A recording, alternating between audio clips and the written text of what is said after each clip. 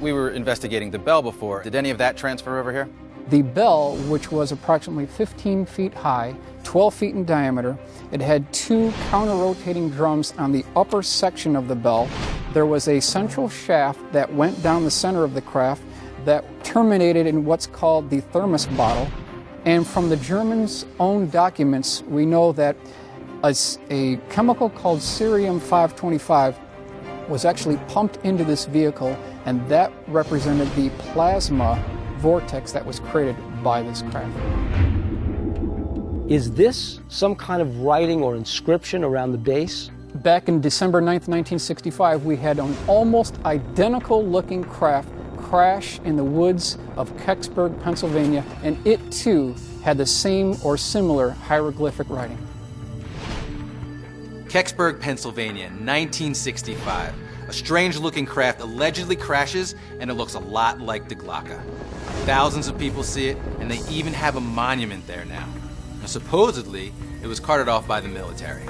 So the line of reasoning is Nazis create the Glocke. Their technology comes to the US along with the German scientists, and they create more of these craft. Since these craft are identical, is there a human link between der Glocke in the 1940s and Kecksburg 1960s? In fact, the gentleman who was the senior project design engineer for the Bell program was a man by the name of Kurt Davis. Davis was launch director at NASA between 1962 and 1974. This is the bombshell we've been waiting for. Kurt Davis, an electrical engineer who actually was part of Project Riese and die Glocke, comes to America to work for NASA.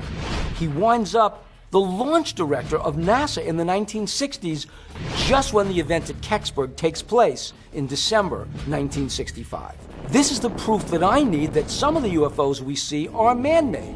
Some of what we're seeing up there isn't them, it's us.